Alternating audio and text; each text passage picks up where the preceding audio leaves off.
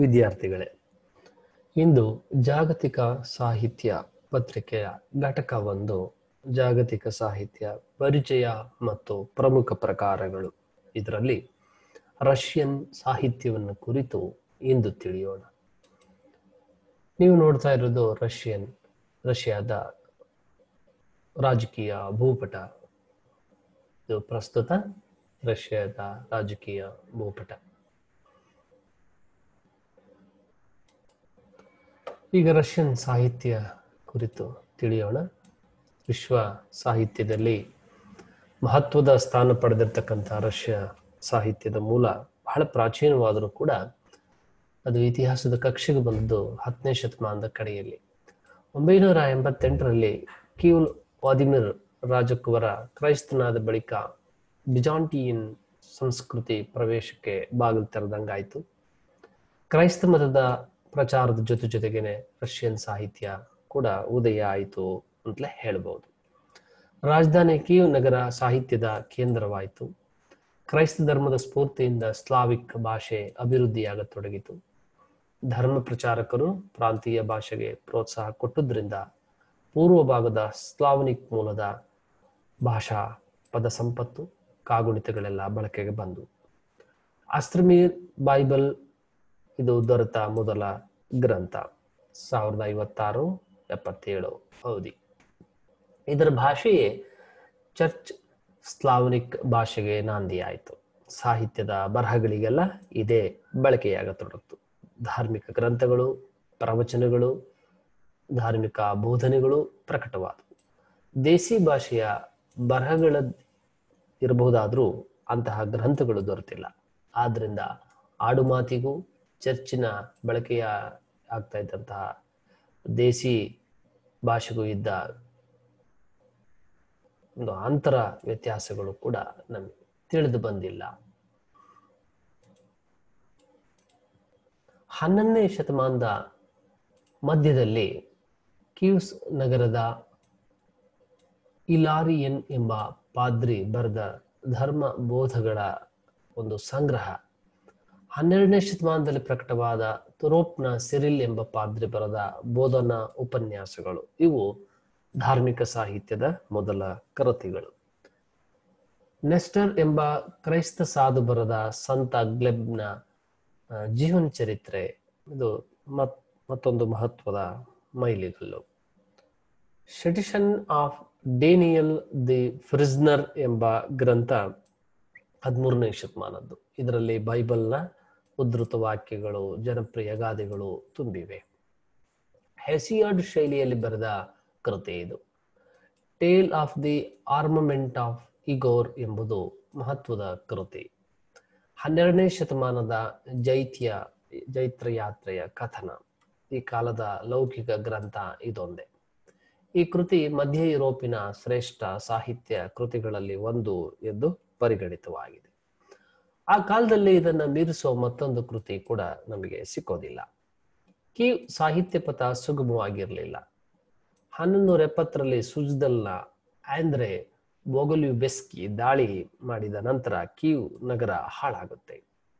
ಎಲ್ಲ ಪಂಡಿತರು, ಸುಸಂಸ್ಕೃತರು ಉತ್ತರ ಪ್ರಾಂತಕ್ಕೆ ಪಲಾಯನ ಮಾಡ್ತಾರೆ. ರಷ್ಯನ್ ಸಾಹಿತ್ಯಕ್ಕೆ ಆ ಕಾಲದಿಂದಲ ಮಾಸ್ಕೋ ಕೇಂದ್ರವಾಯಿತು. ಕೀವ್ ಮತ್ತು ಸುತ್ತಣ ಪ್ರದೇಶದ ಪೋಲೆಂಡ್, ಲಿಥುವೇನಿಯಾಗಳ ವಶವಾಗುತ್ತೆ. ಉತ್ತರ ದಕ್ಷಿಣ ಸಾಂಸ್ಕೃತಿಕ ಇತಿಹಾಸ ಸ್ಪಷ್ಟವಾಗಿ ಬೇರೆ ಆಯಿತು. ದಕ್ಷಿಣ ಪಥದ ಕತೆ ಉಕ್ರೇನಿನ ಇತಿಹಾಸದೊಂದಿಗೆ ಸೇರಿ ಹೋಗುತ್ತೆ.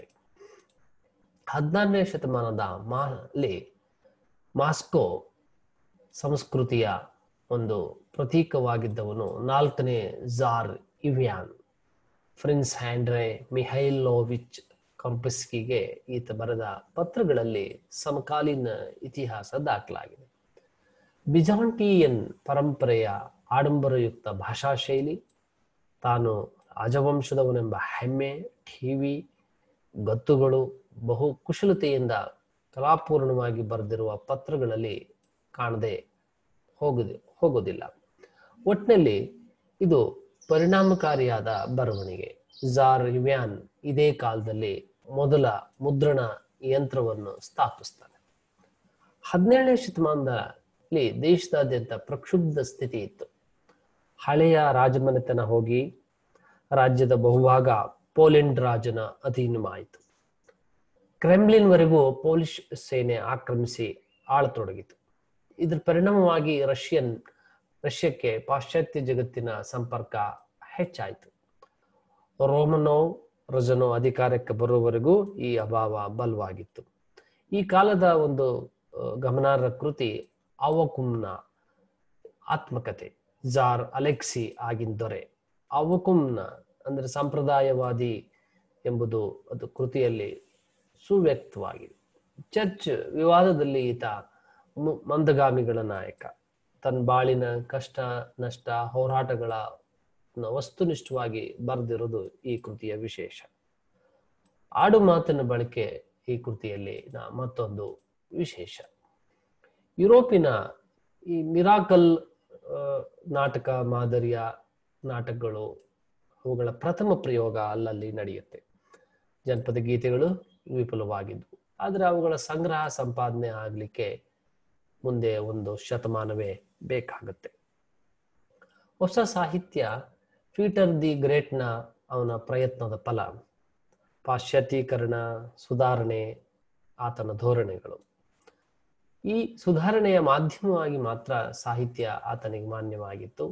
ಪಾಶ್ಚಾತ್ಯ ಮಾದರಿಯಲ್ಲಿ ಸೇನೆಗೆ ತರಬೇತಿ, ಸೇನಾಚರಣೆಗಳನ್ನು ಜಾರಿಗೆ ತಂದ. ಸೇಂಟ್ ಪೀಟರ್ಸ್ಬರ್ಗ್ನ ಪಶ್ಚಿಮ ಭಾಗದ ರಾಜಧಾನಿಯಾಗಿ ನಿರ್ಮಾಣಗೊಳ್ಳುತ್ತೆ. ಚರ್ಚ್ನ ಅಧಿಕಾರ ಮೊಟಕು ಮಾಡಲಾಗುತ್ತೆ. ಆರ್ಥಿಕ ಸುಧಾರಣೆ, ಪಾಶ್ಚಾತ್ಯ ಮಾದರಿಯ ಉಡುಗೆ ತೊಡುಗೆ ರೂಢಿಗೆ ತಂದದ್ದು ಇವೇ ಮೊದಲಾದವುಗಳನ್ನು ಪೀಟರ್ಸ್ ದೊರೆ ಕೈಗೊಂಡಂತಹ ಕೆಲವು ಕಾರ್ಯಗಳು. ಹೀಗಾಗಿ ಆನಂತರ ಬಂದ ಸಾಹಿತ್ಯವೆಲ್ಲ ಪಾಶ್ಚಾತ್ಯ ಮಾದರಿಯನ್ನೇ ಅನುಸರಿಸಿತು. ಚರ್ಚ್ ಸ್ಲಾವನಿಕ್ ಆಡಂಬರದ ಆಲಂಕಾರಿಕ ಭಾಷೆಯನ್ನೇನು ಸರಳಗೊಳಿಸಿದರು. ಪಶ್ಚಿಮದ ಕಡೆ ಒಂದು ರೀತಿ ಕಿಟಕಿ ತೆರೆದಂತಾಗಿ ಪಾಶ್ಚಿಮಾತ್ಯ ಗಾಳಿ ಬೀಸತೊಡಗುತ್ತೆ. 18ನೇ ಶತಮಾನದ ರಷ್ಯನ್ ಸಾಹಿತ್ಯ ಒಂದು ವಿಚಿತ್ರವಾದ ಘಟನೆ. ಕೆಲವು ಕಾಲ 19ನೇ ಶತಕದ ವಿಮರ್ಶಕರು ಈ ಕಾಲದ ಬರಹಗಳನ್ನ ಪೇಲವ ಅಂತಲೂ, ಫ್ರೆಂಚ್ನ ಹುಸಿ ಕ್ಲಾಸಿಸಮ್ನ ಅದ್ದೂರಿ ಅನುಕರಣೆ ಅಂತಲೂ ಮೂಗು ಮುರಿದಿದ್ದಾರೆ. ರೂಪ ಕೃತಕವಾದರೂ ಒಳಗಿನ ಸತ್ವ ಚೈತನ್ಯಪೂರ್ಣ ಎಂದು ಮೆಚ್ಚುವ ಅಭಿಪ್ರಾಯಗಳು ಕೂಡ ಕ್ರಮೇಣವಾಗಿ ಬಂದಿರೋದನ್ನ ನಾವು ಗಮನಿಸಬಹುದು. ಸಾಹಿತಿಗಳಿಗೆ ಗೌರವ, ಮನ್ನಣೆಗಳು ಮತ್ತು ಒಳ್ಳೆಯ ಸಂಭಾವನೆ ದೊರಲಿಕ್ಕೆ ಶುರುವಾಯಿತು. ಗವರ್ನರ್ ಹುದ್ದೆಗೆ ನೇಮಕವಾಗುವಷ್ಟರ ಮಟ್ಟಿಗೆ ಕವಿಗಳಿಗೆ ಮಾನ್ಯತೆ ಬಂತು. ಆಳುವವರನ್ನ ಪ್ರಶಂಸಿಸುವ ಕಾವ್ಯ ಒಂದು ಕಡೆ, ಸಾಮಾಜಿಕ ಲೋಪದೋಷಗಳ ಬಗ್ಗೆ ವಿಡಂಬನ ಕಾವ್ಯ ಬರೆಯೋದು ಇನ್ನೊಂದು ಕಡೆ. ಇವೇ ಈ ಕಾಲದ ಪ್ರಧಾನ ಸಾಹಿತ್ಯದ ಲಕ್ಷಣ.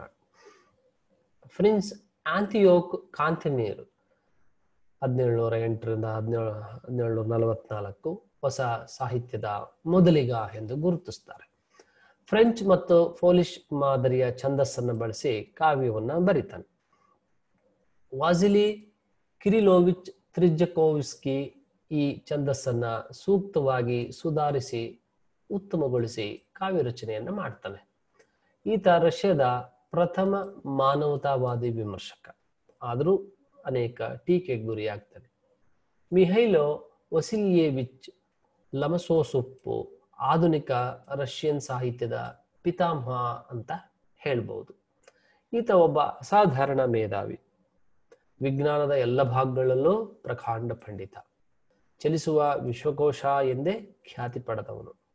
ಜರ್ಮನಿಯಲ್ಲಿ ಭೌತಶಾಸ್ತ್ರದ ವಿಶೇಷ ಅಧ್ಯಯನ ಮಾಡಿದ್ದ, ವಿಜ್ಞಾನ ಅಕಾಡೆಮಿಯಲ್ಲಿ ರಸಾಯನಶಾಸ್ತ್ರದ ಉಪ ಪ್ರಾಧ್ಯಾಪಕನಾಗಿದ್ದ, ರಷ್ಯನ್ ವ್ಯಾಕರಣವನ್ನ ನಿಯಮಗೊಳಿಸಿದ ಮತ್ತು ಈತ ರಚಿಸಿದ ode on the capture of Khotin ಒಂದು ವಿಶಿಷ್ಟ ಕಾವ್ಯ ಮಾದರಿಯಾಗುತ್ತೆ. Meditations on the divine majesty ಮತ್ತು ಬೈಬಲ್ನ ಹಳೆಯ ಒಡಂಬಡಿಕೆಯ ಅನುವಾದ ಎರಡೂ ಶ್ರೇಷ್ಠ ಸಾಹಿತ್ಯ ಕೃತಿಗಳು ಅನ್ನಿಸ್ತವೆ. ಈತನ ಚಿಂತನೆ ಬರಹಗಳಿಂದ ರಷ್ಯನ್ ಸಾಹಿತ್ಯಕ್ಕೆ ಹೊಸ ಚೇತನ ಬಂತು. ಅಂದಿನಿಂದ ವೈಚಾರಿಕತೆಯ ಹೊಸ ಗಾಳಿ ಬೀಸಲು ಆರಂಭಿಸುತ್ತೆ. ಅಲೆಕ್ಸಾಂಡರ್ ಪೆಟ್ರೋವಿಚ್ ಸುಮರೋಕೋವ್ ಇನ್ನೊಬ್ಬ ಸಾಹಿತ್ಯ ಆ, ಪಥದ ನಿರ್ಮಾಪಕ ಅಂತಲೇ ಅವನನ್ನ ಹೇಳ್ಬಹುದು. ಈತನ ನಾಟಕಗಳು ಯಶಸ್ವಿಯಾಗಿ ಪ್ರಖ್ಯಾತವಾಗ್ತವೆ. ಆಳುವವರ ನೀತಿಗೆಟ್ಟ ನಡತೆ, ದುಶ್ಚಟ, ದೌರ್ಬಲ್ಯಗಳನ್ನು ವಿಡಂಬಿಸುವ ಕೃತಿಗಳಿಂದ ಅಲೆಕ್ಸಾಂಡರ್ ಪೆಟ್ರೋವಿಚ್ ಸುಮರೋಕೋವ್ ಈತ ಹೆಸರಾದವನು. ಕ್ಯಾಥರಿನ್ ಮಹಾರಾಣಿಯ ಕಾಲದಲ್ಲಿ ಅಂದರೆ 1729 ಸಾಹಿತ್ಯಕ್ಕೆ ಒಂದು ಹೊಸ ತಿರುವು ದೊರಕುತ್ತೆ. ಪೀಟರ್ ದೊರೆ ಪಾಶ್ಚಾತ್ಯ ಮಾದರಿಯ ಒಂದು ದೇಹ ಸಿದ್ಧಪಡಿಸ್ತಾನೆ. ಕ್ಯಾಥರಿನ್ ರಾಣಿ ಅದಕ್ಕೆ ಜೀವ ಆತ್ಮ ತುಂಬುತ್ತಾಳೆ. ಈಕೆ ಜರ್ಮನಿಯ ರಾಜಕುಮಾರಿ. ರಷ್ಯಾದ ಮಹಾರಾಣಿ ಆದ್ಮೇಲೆ ಅಲ್ಲಿನ ಸಾಹಿತ್ಯ ಸಂಸ್ಕೃತಿಯ ಏಳಿಗೆಗೆ ಗಮನವಿತ್ತವಳು. ಫ್ರೆಂಚ್ ಲೇಖಕ ವಾಲ್ಟೇರ್ ಮತ್ತು ಇತರ ವಿದ್ವಾಂಸರುಗಳನ್ನ ಆ ಆದರದಿಂದ ಆಹ್ವಾನಿಸಿ ಬಹುಮಾನ ಮನ್ನಣೆಗಳನ್ನ ನೀಡುತ್ತಾಳೆ. ಪಾಶ್ಚಾತ್ಯ ಮಾದರಿಯ ಸಾಹಿತ್ಯದ ಉತ್ಕರ್ಷಕ್ಕೆ ಈಕೆ ಕಾರಣಲಾಗ್ತಾಳೆ. 18ನೇ ಶತಮಾನದ ತಿರುವಿನಲ್ಲಿ ಜನತೆಯ ಅಭಿರುಚಿಗಳಲ್ಲಿ ಸಾಕಷ್ಟು ಬದಲಾವಣೆಗಳಾಗ್ತವೆ. ಆಧುನಿಕ ರಷ್ಯಾ ಸಾಹಿತ್ಯ ರೂಪುಗೊಳ್ಳಲಿಕ್ಕೆ ಆರಂಭ ಆಗುತ್ತೆ. 18ನೇ ಶತಮಾನದ ತಿರುವಿನಲ್ಲಿ ಜನರ ಅಭಿರುಚಿಗಳಲ್ಲಿ ಬದಲಾವಣೆಗಳಾಗ್ಲಿಕ್ಕೆ ಶುರುವಾದವು. ಆಧುನಿಕ ರಷ್ಯನ್ ಸಾಹಿತ್ಯ ರೂಪುಗೊಳ್ಳಿಕ್ಕೂ ಆರಂಭ ಆಯಿತು. ಇಂಗ್ಲಿಷ್ ಭಾವುಕ ಕಾದಂಬರಿಗಳ ಒಂದು ಅನುಕರಣ ಕಾಣಿಸಿಕೊಳ್ಳುತ್ತೆ. ಫ್ರೆಂಚ್ ಕ್ರಾಂತಿಯನ್ನ ಪ್ರತ್ಯಕ್ಷವಾಗಿ ಕಂಡು ಬ್ರಹ್ಮನಿರಸನಗೊಂಡ ನಿಕಲಾಯ್ ಮಿಹೈಲೋವಿಚ್ ಕುರಮ್ಜಿನ್ ಮುಕ್ತ ಬರಹಗಳು, letters of a Russian traveller, poor Liza ಎಂಬ ಕಾದಂಬರಿಗಳು ತುಂಬಾ ಜನಪ್ರಿಯವಾದವು. ಆನಂತರ ಈತ ಐತಿಹಾಸಿಕ ವಸ್ತುಗಳ ಕಡೆ ಗಮನ ಹರಿಸ್ತಾನೆ. ಮೇಯರ್ಸ್ ವೈಫ್ ನಲ್ಲಿ ಆತ ಅನಾಗರಿಕರು ಅಂಕೆ ಇಲ್ಲದ ಸ್ವಾತಂತ್ರ್ಯವನ್ನು ಪ್ರೀತಿಸ್ತಾರೆ, ನಾಗರಿಕರು ಸುವ್ಯವಸ್ಥೆಯನ್ನ ಪ್ರೀತಿಸ್ತಾರೆ ಅಂತ ಒಂದು ಸುವ್ಯವಸ್ಥೆ ನಿರಂಕುಶ ಆಡಳಿತದಲ್ಲಿ ಮಾತ್ರ ಸಾಧ್ಯ ಎಂಬ ಒಂದು ಕಾವ್ಯ ಬರುತ್ತೆ. ಈತ ರಷ್ಯಾದ ಇತಿಹಾಸವನ್ನ 8 ಸಂಪುಟಗಳಲ್ಲಿ ಬರೀತಾನೆ. ಈತನ ಗದ್ಯ ಬಹಳ ಸೊಗಸಾದದ್ದು. ಆನಂತರದ ಪೀಳಿಗೆಯವರಿಗೆ ಇದು ಮಾದರಿ ಆಗುತ್ತೆ. ನಂತರ ಇವಾನ್ ಆಂದ್ರೆಯೇವಿಚ್ ಕ್ರಿಲೋಫ್ ಈತ ಶ್ರೇಷ್ಠ ಫೇಬಲ್ಸ್ ಲೇಖಕ. ಸುಮಾರು 200 ಈ ಫೇಬಲ್ಸ್ ಗಳನ್ನ ಈತ ಬರೆದಿದ್ದಾನೆ. ಇವಕ್ಕೆ ನಿರೀಕ್ಷೆಗೂ ಮೀರಿದ ಕೀರ್ತಿ ಬಂದಿದೆ. ಸಮಾಜದ ಎಲ್ಲ ವರ್ಗದವರಿಗೂ ಈ ಕಥೆಗಳು ಹಿಡಿಸಿದವು. ಮನ ಸೆಳೆಯುವ ಕಥನ ಶೈಲಿ, ನವರಾದ ಹಾಸ್ಯ ಈತನ ಜನಪ್ರಿಯತೆಗೆ ಕಾರಣ. ರಷ್ಯಾದ ವಿಶಿಷ್ಟ ಸಂಸ್ಕೃತಿಯ ಪ್ರತೀಕವಾಗಿದ್ದ ಈತನ ಪ್ರಖ್ಯಾತಿ ನಿಷ್ಠುರ ವಿಮರ್ಶಾ ಪ್ರಹಾರಗಳನ್ನು ಲೆಕ್ಕಿಸದೆ ಅವು ಇವತ್ತಿಗೂ ಮಂಕಾಗದೆ ಹಾಗೆ ಉಳಿದಿರೋದನ್ನು ನಾವು ಕಾಣಬಹುದು. 19ನೇ ಶತಮಾನದ ಅವಧಿಯಲ್ಲಿ ವ್ಯಾಸಿಲಿ ಆಂದ್ರೆವಿಚ್ ಜುಕೋವ್ಸ್ಕಿಯ ಬರಹಗಳ ಮೂಲಕ ರಮ್ಯ ಸಾಹಿತ್ಯದ ಗಾಳಿ ಬೀಸಲಿಕ್ಕೆ ಶುರುವಾಯಿತು. ಈತ ಕ್ಯಾಥರಿನ್ ಮಹಾರಾಣಿಯ ಸಾಹಿತ್ಯ ಸಲಹೆಗಾರನಾಗಿದ್ದ. 1ನೇ ಜಾರ್ ನಿಕೋಲಸ್ ನ ಮಕ್ಕಳಿಗೆ ಗುರುವಾಗಿದ್ದ. ಬೈರನ್, ಸ್ಕಾಟ್, ಗೈಟೆ, ಶಿಲ್ಲರ್ ಮುಂತಾದವರ ಕೃತಿಗಳ ಪ್ರಭಾವ ಇವನ ಮೂಲಕ ರಷ್ಯನ್ ಸಾಹಿತ್ಯದ ಮೇಲೆ ಬಿತ್ತು. ಈ ಕಾಲದ ರಷ್ಯನ್ ಸಾಹಿತ್ಯ ಸುವರ್ಣ ಕಾಲ ಅಂತಲೇ ಹೇಳಬಹುದು. ಆಗಿನ ಎಲ್ಲ ಕವಿಗಳಿಗೂ ಈತನೇ ಸ್ಫೂರ್ತಿಯಾಗಿದ್ದ, ಮಾರ್ಗದರ್ಶನ ನೀಡಿದ್ದ, ಎಲ್ಲರ ಮೆಚ್ಚುಗೆ ಪಾತ್ರನಾಗಿದ್ದ. ಕೆಲವು ಶ್ರೇಷ್ಠ ಇಂಗ್ಲಿಷ್, ಗ್ರೀಕ್, ಪರ್ಷಿಯನ್ ಮತ್ತು ಭಾರತೀಯ ಸಾಹಿತ್ಯ ಕೃತಿಗಳನ್ನ ರಷ್ಯಕ್ಕೆ ಸೊಗಸಾಗಿ ಭಾಷಾಂತರ ಮಾಡಿದ. ಈ ಅನುವಾದಗಳು ಇವತ್ತಿಗೂ ಶ್ರೇಷ್ಠ ಅನುವಾದಗಳಾಗಿ ಇವೆ. 19ನೇ ಶತಮಾನದ ಉತ್ತರಾರ್ಧ ಒಂದು ರೀತಿ ಬೌದ್ಧಿಕವಾದ ಕುತೂಹಲಕ್ಕೆ ಹೆಸರಾದದ್ದು. ಈ ಕಾಲದಲ್ಲಿ ಬಂದ ಅಲೆಕ್ಸಾಂಡರ್ ಇವಾನೋವಿಚ್ ಗಂಚರಾಫ್ ವ್ಯತಿರಿಕ್ತವಾಗಿ ಕ್ರಿಯಾಹೀನ ಅಥವಾ ಜಡ ಸಾಹಿತಿಯೇ ಎಂದೇ ಹೆಸರಾದವನು. ಬರೆದದ್ದು ಒಬಿಕ್ನೋವೆನ್ಯೋ ಇಶಿಯೋರಿಯಾ, ಒಬ್ಲೊಮೋವ್, ಓಬ್ರಿವ್ ಎಂಬ 3 ಕಾದಂಬರಿಗಳು. ಅದರಲ್ಲಿ ಒಬ್ಲೊಮೋವ್ ಈತನ ಆಚಾರ್ಯ ಕೃತಿ. ನಾಯಕ ಒಬ್ಲೊಮೋವ್ ಜೀತ ಪದ್ಧತಿಯ ಸಮಾಜದಲ್ಲಿ ಬೆಳೆದ ವಿಶಿಷ್ಟ ರಷ್ಯನ್ ಮನೋಧರ್ಮದ ಪ್ರತೀಕ.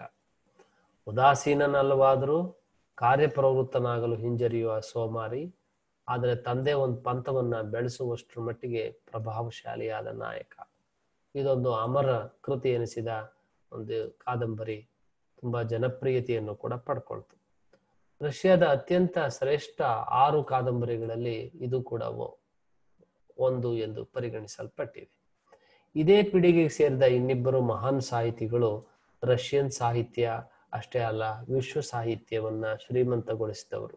ಅವರೆಂದರೆ ಕೌಂಟ್ ಲಿಯೋ ಟಾಲ್ಸ್ಟಾಯ್ ಮತ್ತು ಫ್ಯೋದೋರ್ ದಾಸ್ತೋವ್ಸ್ಕಿ. ಟಾಲ್ಸ್ಟಾಯ್ ಬಗ್ಗೆ ಈಗಾಗಲೇ ತಾವು ಸ್ವಲ್ಪ ಮಟ್ಟಿಗೆ ತಿಳ್ಕೊಂಡಿದ್ದೀರಾ. ಆತನ ಒಂದು ಕತೆ ಕೂಡ ಈಗ ತಾವು ಅಭ್ಯಾಸ ಮಾಡಿರೋದ್ರಿಂದ ನಿಸ್ಸಂದೇಹವಾಗಿ ಟಾಲ್ಸ್ಟಾಯ್ ಒಬ್ಬ ಮಹಾಪುರುಷ, ಮಹಾನ್ ಲೇಖಕ.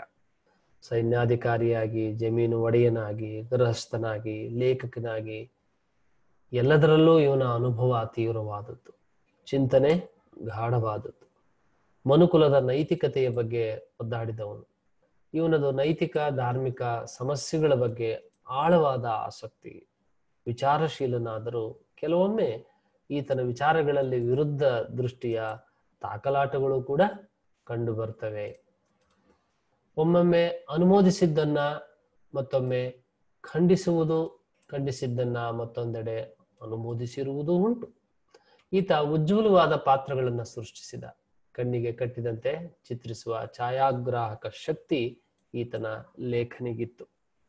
ಚೈಲ್ಡ್ಹುಡ್, ಬಾಯ್ಹುಡ್ ಮತ್ತು ಯೂತ್ ಎಂಬ ಆತ್ಮಕಥನ ಕೃತಿಗಳಿಂದ ನಾವು ಇವನ ಜೀವನ ಸಾಹಿತ್ಯ ಆರಂಭವನ್ನ ತಿಳ್ಕೊಳ್ಬಹುದು. ಈತನ ಕೃತಿಗಳಲ್ಲೆಲ್ಲ ಸ್ವತಂತ್ರ ಜೀವನಾನುಭವಗಳ ಕಲಾತ್ಮಕ ಚಿತ್ರಣವನ್ನೇ ನಾವು ಕಾಣ್ತೇವೆ. ಶ್ರೀಮಂತಿಕೆಯ ಧೋರಣೆ, ಪ್ರಚಂಡವಾದ ಆತ್ಮ ಪ್ರತ್ಯಯಗಳ ಹಿಂದೆ ಕೀಳರಿಮೆ ಅಡಗಿರೋದನ್ನ, ಕ್ರಮಿಯನ್ ಯುದ್ಧದ ವಾಸ್ತವ ಚಿತ್ರಣಗಳನ್ನ ಈತ ಕಥೆ ರೂಪದಲ್ಲಿ ಬರೀತಾನೆ. ದಿ ಕ್ಯಾಶಾಕ್ಸ್ ಒಂದು ಶ್ರೇಷ್ಠ ಕಥಾ ಸಂಕಲನ. ಇಲ್ಲಿಯ ಕಥೆಗಳು ಮಾನವ ನಾಗರಿಕತೆಯ ಟೊಳ್ಳನ್ನ ಎತ್ತಿ ತೋರಿಸುತ್ತವೆ. ಈತನ ವಾರ್ ಅಂಡ್ ಪೀಸ್ 1865 ಇದು ಈತನ ಆಚಾರ್ಯ ಕೃತಿ. ಇದು ಕನ್ನಡಕ್ಕೆ ಯುದ್ಧ ಮತ್ತು ಶಾಂತಿ ಎಂಬ ಹೆಸರಿನಿಂದ ಅನುವಾದ ಕೂಡ ಆಗಿದೆ. ಅಸಾಧಾರಣ ಮೇರು ಕೃತಿ. ಇದು ಕಾದಂಬರಿಯ ಮಿತಿಯನ್ನ ಅತಿಕ್ರಮಿಸಿ ಬೆಳೆದ ಸಮಸ್ತ ರಷ್ಯಾದ ಅಂದ್ರೆ ಅವಲೋಕನ ಅಂತ ಹೇಳ್ಬೋದು. ಸರ್ವಾಧಿಕಾರದ ದೌಷ್ಟ್ಯವನ್ನ ಸೋಲಿಸಿದ ರಷ್ಯಾದ ಮೂಲಭೂತ ಮಾನವೀಯ ಶಕ್ತಿ, ಸತ್ವ ಮತ್ತು ಉತ್ಕಟ ರಾಷ್ಟ್ರಾಭಿಮಾನವನ್ನ ಎತ್ತಿ ಹಿಡಿದ ಮಹಾ ಕಾದಂಬರಿ. ಅನ್ನಾ ಕರೆನೀನಾ 1877ರಲ್ಲಿ ಪ್ರಕಟವಾದ ಮತ್ತೊಂದು ಮಹತ್ತರ ಕಾದಂಬರಿ ಇದು. ಅನ್ನಾ ಕರೆನೀನಾ ಉಜ್ವಲ ಹಾಗೂ ಆಕರ್ಷಕ ವ್ಯಕ್ತಿತ್ವವಿದ್ದ ಗೃಹಿಣಿ ಪ್ರಣಯಕ್ಕೊಳಗಾಗಿ ಪತಿ ಪುತ್ರರನ್ನ ತ್ಯಜಿಸಿ ಪತನದ ಹಾದಿ ಹಿಡಿಯುವ ಜೀವನ ಚಿತ್ರಣ ಇದರಲ್ಲಿ ಸೊಗಸಾಗಿ ಮೂಡಿ ಬಂದಿದೆ. ಹಂತ ಹಂತವಾಗಿ ಅವಳು ಪ್ರಾಮಾಣಿಕ ವ್ಯಕ್ತಿತ್ವವನ್ನು ಪಡ್ಕೊಳ್ಳುವಂಥದ್ದು, ಮತ್ತೆ ಹುಸಿ ಗೌರವಾನ್ವಿತ ಮಹಿಳೆಯರಿಗಿಂತ ಆಕೆಯೇ ಉತ್ತಮ ಎಂಬ ಭಾವನೆ, ಕನಿಕರವನ್ನು ಕೂಡ ಅಂತಿಮವಾಗಿ ಇದು ಮೂಡಿಸುತ್ತೆ. ಹಾಗಾಗಿ ವಿಶ್ವ ಸಾಹಿತ್ಯವನ್ನು ಪ್ರವೇಶ ಮಾಡುವಾಗ, ರಷ್ಯಾದ ಬಗ್ಗೆ ಪ್ರಸ್ತಾಪ ಮಾಡುವಾಗ ನಾವು ಟಾಲ್ಸ್ಟಾಯ್ನ ಕೆಲವು ಕಥೆಗಳನ್ನ, ಅವನ ವಾರ್ ಅಂಡ್ ಪೀಸ್ ಅನ್ನ, ಅನ್ನಾ ಕರೆನೀನಾ ಇವುಗಳನ್ನಾದ್ರೂ ನಾವು ಕನಿಷ್ಠ ಓದಲೇಬೇಕು. ಆ ಮೂಲಕ ವಿಶ್ವ ಸಾಹಿತ್ಯದ ಒಂದು ಸ್ಥೂಲ ಪರಿಚಯವನ್ನು ಮಾಡಿಕೊಳ್ಬಹುದು ಅನ್ಸುತ್ತೆ.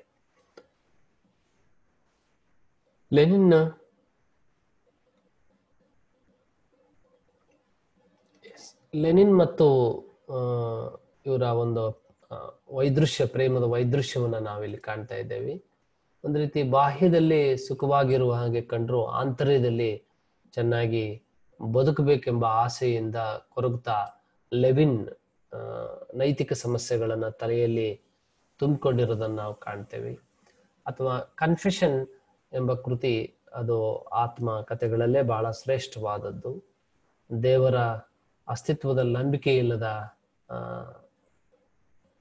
ನಾಸ್ತಿಕನಾಗಿದ್ದವನು ಕೂಡ ಕೊನೆಯಲ್ಲಿ ಆಸ್ತಿಕನು, ಧಾರ್ಮಿಕನು ಆಗ್ತಾನೆ ಅನ್ನೋದನ್ನ ಈ ಕೃತಿಯಲ್ಲಿ ಮನಮುಟ್ಟುವ ಹಾಗೆ ಹೇಳಲಾಗಿದೆ. ಯೇಸು ಕ್ರಿಸ್ತನ ಬೆಟ್ಟದ ಮೇಲಿನ ಉಪದೇಶದಂತೆ ಬಾಳೋದೊಂದೇ ಪರಮ ಧನ್ಯ ಮಾರ್ಗ ಎಂಬ ಸತ್ಯವನ್ನ ಕಂಡುಕೊಳ್ತಾನೆ. ದಿ ಪವರ್ ಆಫ್ ಡಾರ್ಕ್ನೆಸ್ ಇದು ಯಶಸ್ವಿಯಾದ ಒಂದು ನಾಟಕ. ಮೂರನೇ ಕಾದಂಬರಿ, ಮಹಾ ಕಾದಂಬರಿಯಾದ ರೆಸರಕ್ಷನ್ ನ ಮೊದಲು ಬಂದಂತ ಕೃತಿಗಳ ಮಟ್ಟಕ್ಕೆ ಇದು ಏರ್ಲಿಲ್ಲ. ಆದರೂ ಇದನ್ನು ಆತನ ಮುಖ್ಯ ಕೃತಿಗಳೆಂದು ಪರಿಗಣಿಸಲಾಗಿದೆ. ಕಡೆಯಲ್ಲಿ ಬಂದಂತಹ ಮಾಸ್ಟರ್ ಅಂಡ್ ಮ್ಯಾನ್ ಕಿರು ಚಿತ್ರಗಳ ಸಂಕಲನ, ಇಲ್ಲಿ ನೈತಿಕ ವಿಚಾರಗಳ ಒಂದು ಪರಿಶೀಲನೆ ತುಂಬಿದೆ. ನಂತರ ವಾಟ್ ಈಸ್ ಆರ್ಟ್, ಇದು ಕಲೆಯ ಅರ್ಥ ವಿಶೇಷಗಳನ್ನ ಬಹಳ ಸರಳ ಸಾಮಾನ್ಯ ಓದುಗನಿಗೂ ಪರಿಚಯ ಆಗುವಾಗೆ ವಿವರಿಸಿರೋ ಒಂದು ಪುಸ್ತಕ. ನೆಪೋಲಿಯನ್ನನ್ನ ವಿರೋಧಿಸುವಷ್ಟೇ ಉಗ್ರವಾಗಿ ಶೇಕ್ಸ್ಪಿಯರ್ನನ್ನು ವಿರೋಧಿಸಿ ಬರೆದಂತಹ ಲೇಖನವೂ ಕೂಡ ಇದರಲ್ಲಿ ಇದೆ ಅನ್ನೋದನ್ನ ನಾವು ಗಮನಿಸಬೇಕು. ನಂತರ ಮತ್ತೊಬ್ಬ ಮಹಾನ್ ಲೇಖಕ ದಾಸ್ತೋವ್ಸ್ಕಿ. ಕಾಲ 1821ರಿಂದ 81. ಇಂಜಿನಿಯರಿಂಗ್ ವಿದ್ಯಾಭ್ಯಾಸ ಮಾಡಿ ತಂದೆ ಸೇನೆಯ ವೈದ್ಯನಾಗಿದ್ದಂತೆ ತಾನು ಸೇವಾ ನೌಕರಿಗೆ ಸೇರಿದ್ರು. ಕೆಲ ಕಾಲದಲ್ಲಿ ಅದನ್ನ ಅವನು ಬಿಟ್ಟು ಬರಹಕ್ಕೈ ಆಗ್ತಾನೆ. ಜೂಜು ಅಜಾಗರೂಕತೆಗಳಿಂದ ಸದಾ ಸಾಲದಲ್ಲಿ ಮುಳುಗಿರ್ತಾ ಇದ್ದ. ಪೂರ್ ಪೋಕ್ ಈತನ ಮೊದಲ ಕತೆ. ಬಡ ಗುಮಾಸ್ತನಾಗಿದ್ದವನೊಬ್ಬ ತನಗಿಂತ ಬಡವಳಾಗಿದ್ದ ಹುಡುಗಿಯನ್ನು ಪ್ರೀತಿಸಿದ ಪ್ರಸಂಗವನ್ನ ಹೇಳುತ್ತೆ. ಕತೆ ತುಂಬಾ ಭಾವನಾತ್ಮಕವಾದ್ದರಿಂದ ಅದು ಜನಪ್ರಿಯವಾಯಿತು. ಕತೆಗಾರನಾಗಿ ಪ್ರಖ್ಯಾತನಾದ ಭಾವಜೀವಿ ಕನಸುಗಾರ ವಿಧಿಯ ಕ್ರೂರ ವಿಲಾಸಕ್ಕೆ ಸಿಕ್ಕಿ ನರಳುವುದೇ ಈತನ ಬಹುತೇಕ ಕತೆಗಳ ಸಾಮಾನ್ಯ ವಸ್ತು. 1880ರ ವೇಳೆಗೆ ರಷ್ಯನ್ ಸಾಹಿತ್ಯ ಬದಲಾವಣೆಗಳನ್ನು ಕಾಣಲಿಕ್ಕೆ ಶುರುವಾಯಿತು. ಅದಾಗಲೇ ಪ್ರಸಿದ್ಧ ಕಾದಂಬರಿಕಾರರ ಕಾಲ ಮುಗಿದೋಗಿತ್ತು. ಸಣ್ಣ ಕತೆ ಮತ್ತು ಕವಿತೆಗಳೇ ರಷ್ಯನ್ ಸಾಹಿತ್ಯದ ಪ್ರಮುಖ ಪ್ರಕಾರವಾಗಿ ಪರಿಗಣಿಸಲ್ಪಡ್ತಿತ್ತು. ಅಲ್ಲದೆ ಅನೇಕ ದಶಕಗಳ ಕಾಲ ರಷ್ಯನ್ ಸಾಹಿತ್ಯ ಜಗತ್ತನ್ನ ಆಳಿತು. ಈ ಕಾಲವನ್ನ ರಷ್ಯನ್ ಕಾವ್ಯದ ರಜತ ಪರ್ವ ಅಂತಲೇ ಅನೇಕರು ಕರೆದಿದ್ದಾರೆ. ರಷ್ಯನ್ ಸಾಹಿತ್ಯದ ಆರಂಭಿಕ ಹಂತದಲ್ಲಿ ವಾಸ್ತವವಾದ ತುಂಬಿದ್ರೆ 1893 1914 ನಡುವೆ ಪ್ರತಿಮೆಗಳ ಮೂಲಕ ಭಾವನೆಗಳನ್ನು ಹೇಳುವ ಒಂದು ಪ್ರತಿಮಾ ಪಂಥ ಆವರಿಸಿಕೊಳ್ಳುತ್ತೆ. ಆ ಕಾಲದ ಪ್ರಮುಖ ಲೇಖಕರು ಅಂದ್ರೆ ವಾಲೆರಿ ಬ್ರಿಶೋವ್, ಆಂಡ್ರೆ ಬೆಲಿ, ವ್ಯಾಚೆಸ್ಲಾವ್ ಇವನೋವ್, ಅಲೆಕ್ಸಾಂಡರ್ ಬ್ಲಾಕ್, ನಿಕೋಲಾಯ್ ಗುಮಿಲೇವ್, ದಿತ್ರಿ ಮೆರೆಜ್ಕೋವಿಸ್ಕಿ, ಫ್ಯೋಡೋರ್ ಸೊಲೋಗುಬ್, ಅನಾ ಅಖ್ಮೋಟೋವಾ, ಓಸಿಯು ಮಂಡೇಲ್, ಮರೀನಾ ತ್ಲೆಟೇಯಾ, ಲಿಯೋನಿಡ್ ಆಂಡ್ರೇಯವ್, ಇವನ್ ಬುನಿನ್ ಮತ್ತು ಮ್ಯಾಕ್ಸಿಮ್ ಗಾರ್ಕಿ. 1917ರ ರಷ್ಯಾ ಕ್ರಾಂತಿ ಆನಂತರದ ಒಂದು ಶೀತಲ ಸಮರದಿಂದಾಗಿ ರಷ್ಯಾದ ಸಾಂಸ್ಕೃತಿಕ ಜೀವನ ಸಂಪೂರ್ಣ ಅಸ್ತವ್ಯಸ್ತವಾಯಿತು. ಈಗಾಗಲೇ ಪ್ರಸಿದ್ಧಿಗೆ ಬಂದಿರತಕ್ಕಂತಹ ಲೇಖಕರು ಸೋವಿಯತ್ ಒಕ್ಕೂಟವನ್ನು ಬಿಟ್ಟು ಹೊರನಡೆದ್ರೆ ಕ್ರಾಂತಿಯ ಧೋರಣೆಗಳ ಬಗ್ಗೆ ಅನುಕಂಪವುಳ್ಳ ಹೊಸ ತಲೆಮಾರಿನ ಕೆಲವು ಪ್ರತಿಭಾವಂತ ಲೇಖಕರು ಅಲ್ಲೇ ಉಳಿದುಕೊಳ್ತಾರೆ. ಈ ಪೈಕಿ ಕೆಲವು ಉತ್ಸಾಹಿಗಳು ಹೊಸ ರಾಜ್ಯ ವ್ಯವಸ್ಥೆಗೆ ಅನುಕೂಲವಾಗುವಂತಹ ಹೊಸ ಕಾರ್ಮಿಕ ವರ್ಗದ ಒಂದು ಸಂಸ್ಕೃತಿಯನ್ನು ಹುಟ್ಟಾಕುವ ಉದ್ದೇಶದಿಂದ ಲೇಖಕರ ಸಂಸ್ಥೆಗಳಿಗೆ ಸೇರ್ಕೊಳ್ತಾರೆ. 1920ರ ಉದ್ದಕ್ಕೂ ಲೇಖಕರು ಸಹನೆಯಿಂದಲೇ ಸಾಹಿತ್ಯ ನಿರ್ಮಾಣದಲ್ಲಿ ತೊಡಗಿದ್ರು. 30ರಲ್ಲಿ ಜೋಸೆಫ್ ಸ್ಟಾಲಿನ್ನ ಸಮಾಜವಾದಿ ನಂಬಿಕೆಯ ತಳಹದಿಯಲ್ಲಿ ಸಾಹಿತ್ಯದ ಮೇಲಿದ್ದ ನಿರ್ಬಂಧಗಳು ಮತ್ತಷ್ಟು ಬಿಗಿಗೊಂಡವು. ಆತನ ಮರಣಾನಂತರ ಸೌಹಾರ್ದ ವಾತಾವರಣ ನಿರ್ಮಾಣವಾಗುತ್ತೆ, ನಿಯಮಗಳು ಸಡಿಲವಾಗ್ತವೆ. 1970-80ರ ವೇಳೆಗೆ ಸಮಾಜವಾದಿ ನಂಬಿಕೆಯ ನೀತಿ ನಿಯಮಗಳನ್ನು ನಿರ್ಲಕ್ಷಿಸುವ ಲೇಖಕರ ಸಂಖ್ಯೆ ಹೆಚ್ಚಾಗುತ್ತೆ. ಸೋವಿಯತ್ ಯುಗದಲ್ಲಿದ್ದ ಪ್ರಮುಖ ಲೇಖಕರು ಅಂದ್ರೆ ಅವೆಲೆನಿ ಜಾಮ್ಯಾಟಿನ್, ಇಸಾಕ್ ಬಾಬೆಲ್, ಇಲ್ಫ್ ಮತ್ತು Petrov, Yuri Olesha, Vladimir Nabokov, Mikhail Bulgakov, Boris Pasternak, Alexander Solzhenitsyn, Vladimir Mayakovsky, Mikhail Sholokhov, Yevgeny Yevtushenko ಮತ್ತು ಆಂಡ್ರೆ ವಜ್ನೆ ಸೆಮ್ಸ್ಕಿ ಇವರು ಪ್ರಮುಖ ಲೇಖಕರು. ವಿದ್ಯಾರ್ಥಿಗಳೇ, ಇದಿಷ್ಟು ರಷ್ಯಾದ ಒಂದು ಸಾಹಿತ್ಯದ ಒಂದು ಬಹಳ ಸ್ಥೂಲವಾದ ಪರಿಚಯ. ಇದನ್ನ ತಿಳ್ಕೊಳ್ಳೋ ದೃಷ್ಟಿಯಿಂದ ನೀವು ಕೆಲವು ಪ್ರಶ್ನೆಗಳಿಗೆ ಉತ್ತರ ಸಿದ್ಧಪಡಿಸಿಕೊಳ್ಳಿ. ಒಂದು, ರಷ್ಯನ್ ಸಾಹಿತ್ಯವನ್ನ ಪರಿಚಯಿಸಿ. 2, ಜಾಗತಿಕ ಸಾಹಿತ್ಯಕ್ಕೆ ರಷ್ಯನ್ ಸಾಹಿತ್ಯದ ಕೊಡುಗೆಯನ್ನ ವಿವರಿಸಿ. ರಷ್ಯನ್ ಸಾಹಿತ್ಯ ಬೆಳೆದು ಬಂದ ಬಗೆಯನ್ನು ಕುರಿತು ಬರೆಯಿರಿ. ಇಷ್ಟು ಪ್ರಶ್ನೆಗಳನ್ನು ಇಟ್ಕೊಂಡು ನೀವು ಉತ್ತರ ಸಿದ್ಧ ಮಾಡ್ಕೊಳ್ಳಿ. ಸಾಕಷ್ಟು ಪುಸ್ತಕಗಳು ಕನ್ನಡದಲ್ಲಿ ಬಂದಿವೆ. ರಷ್ಯನ್ ಸಾಹಿತ್ಯ ಪರಿಚಯ ಅಂತ ಬಹಳ ಹಿಂದೆ ತೀತಾ ಶರ್ಮಾ ಅವರು ಬರೆದಿರುವಂತಹ ಪುಸ್ತಕ, ಬೆಂಗಳೂರು ವಿಶ್ವವಿದ್ಯಾಲಯದಿಂದ ಪ್ರಕಟ ಆಗಿರುವಂಥದ್ದು. ಮ್ಯಾಕ್ಸಿಮ್ ಗಾರ್ಕಿ, ಅದು ಗಾರ್ಕಿಯ ಸ್ಮಾರಕ ಗ್ರಂಥ ಅನ ಕೃಷ್ಣರಾಯರು ಸಂಪಾದನೆ ಮಾಡಿದ್ರು. ಅದರಲ್ಲಿ ಒಂದು ಲೇಖನ ಇದೆ ರಷ್ಯನ್ ಸಾಹಿತ್ಯ ಕುರಿತು. ಮತ್ತು ಇನ್ನೊಂದು ಮೈಸೂರು ವಿಶ್ವವಿದ್ಯಾನಿಲಯದ ಕನ್ನಡ ವಿಶ್ವಕೋಶ ಇದೆ. ಅದರಲ್ಲೂ ಕೂಡ ನಿಮಗೆ ರಷ್ಯನ್ ಸಾಹಿತ್ಯದ ಒಂದು ಸ್ಥೂಲ ಪರಿಚಯ ಇದೆ. ಅದ್ರ ಮೂಲಕ ನೀವು ರಷ್ಯನ್ ಸಾಹಿತ್ಯವನ್ನು ತಿಳ್ಕೊಳ್ಳಿಕ್ಕೆ ಪ್ರಯತ್ನ ಮಾಡಿ. ಧನ್ಯವಾದಗಳು.